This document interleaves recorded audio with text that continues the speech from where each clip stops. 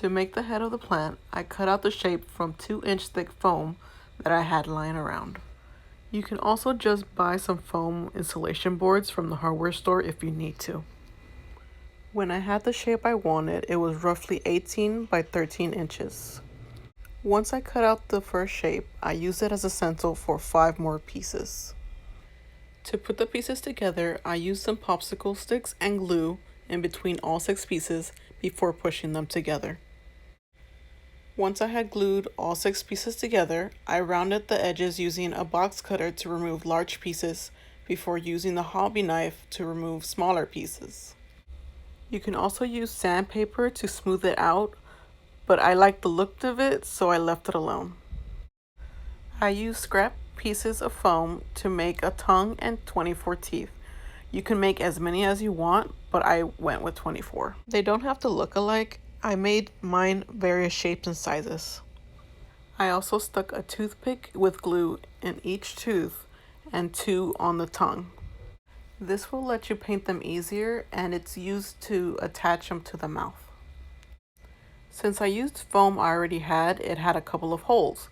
I used some dry deck spackling I had lying around to cover them. You can also use some foam shavings and glue to fill them in. You will need a hole in the bottom of the head for the support. I used a wooden garden stake, so I needed to make the stem to cover it. But if you use PVC pipe instead, you can just paint that. Next, since foam absorbs a lot of paint, I used a paint I had a large quantity of to make a base layer, which was Timeless Teal. I used some yellow and a bit of black to try and make it look a bit more green. It kind of worked, but I wasn't completely happy with it. You can also just paint it white or use some gesso. I was running out of white and I didn't have any gesso, so I went with this. After I was finished with that, I painted a long tube made out of 4 smaller tubes taped together. This will be the stem of the plant, which will be used to cover the wooden stake I used for the support. I will later cover this with vines I bought at the dollar store, so it doesn't really matter too much how it looks right now. I mixed pink and white to make a light pink for the tongue. While painting, I realized it looked a bit too bland with only one color. So I used some violet to dab a bit all around the tongue to give it a bit of texture. Once the head was dried, I mixed a bit of black, bright yellow, and dark blue in the paint I had used as the base. I ended up with a less teal and more basil green. You can just buy a plant green from the store and skip having to mix paints, but you will need a lot of the base color since foam absorbs paint. Or you can just use gesso as a base since you can get a large bucket of it.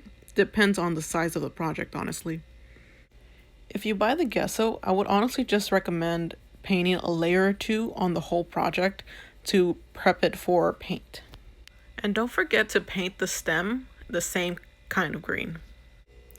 Next, painting the teeth. I wanted the teeth to look grimy, so I started by painting them with butterscotch mixed with a bit of white to make it a light yellow. By the time you get to the end, the first couple of teeth should be dry. To give the teeth a grimy look, dab a bit of chocolate brown and rub it on the end of the tooth with your finger. You can also dry brush the brown onto the teeth, but my hands were already covered in paint, so what's a bit more? And here is a bit of a closer look at the teeth. For the inside of the mouth, I used a deep magenta mixed with a bit of black to make it a bit darker. I used the same purple with a bit of white and light magenta to paint the lips and also the tongue, since I wanted it to match better. To make the vines, I used some long nose pliers, a cloth, tape, and some wire. Cut your wire double the length of your vine. Fold your wire in half. Wrap the cloth around the wire so one end is thicker than the other. Cut a second wire the length of your vine and wrap it around the cloth, folding it back to secure the cloth better. I wanted the vine a bit more rigid, so I used a sheet of aluminum foil and wrapped it around the length of the vine. Be careful during this process the ends of the wires could still be sharp. I ended up with a couple of scratches for this. Next, I loosely wrapped the painter's tape around the vine. Squishing the tape on the vine will give it a bit of texture. Again, careful with the wires. Once it is wrapped, you can bend it some more if you need to. I made 2 of these, but you can make as many vines as you want. Once the head was dry, I varnished the inside of the mouth, the lips, the tongue, and the teeth with a liquid gloss varnish. It will make it shine and look a bit wet. The varnish goes on white, but clears up when it dries. I painted both of the vines with the same paint I used for the head and the stem. I cut 8 leaves out of green cardstock. The shade does not matter as long as it's green. I also cut out 4 short wires and used some of the scrap cardstock and glue to attach it to 4 leaves. I glued the leaves in an X, making sure the wires were tucked under all the leaves. Glue 2 more leaves to cover the hole in the middle. Intertwine the last 2 leaves on top of that and weigh it down so the glue can dry. To give the head more texture, use a sponge with 2 different dark greens and 2 different lime greens and tap the head all over. There is no pattern to this, just dab the sponge at random to break up the bigger pieces of green. I also used the sponge to dab some of the green from the head on the leaves so the color matched better with the rest of the plant.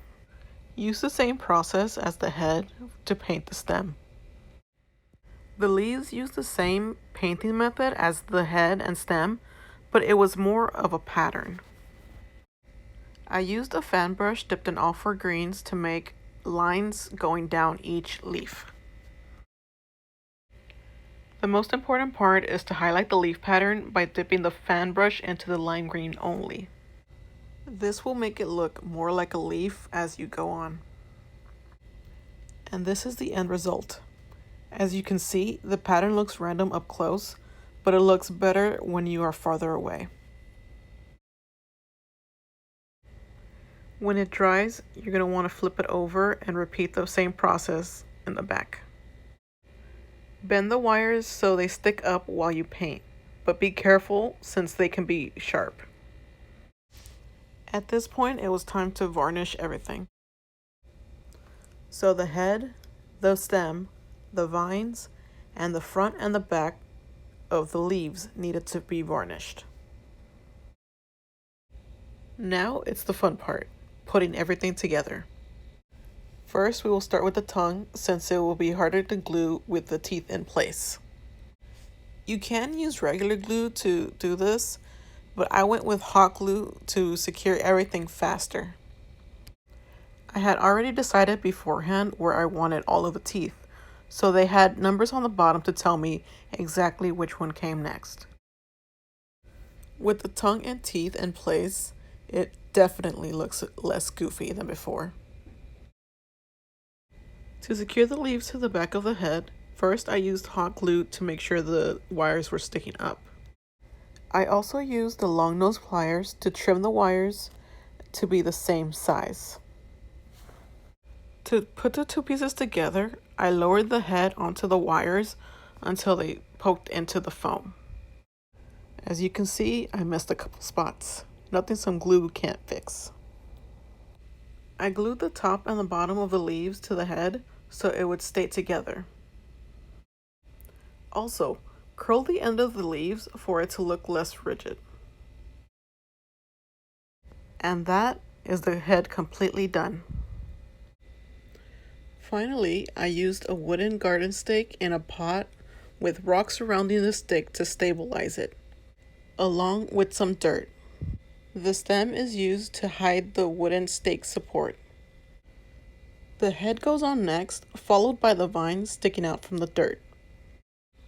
And there it is, a finished DIY man-eating plant. There are definitely other methods to prop it up in the pot, but since I wanted to be able to take it apart for storage, I went with this.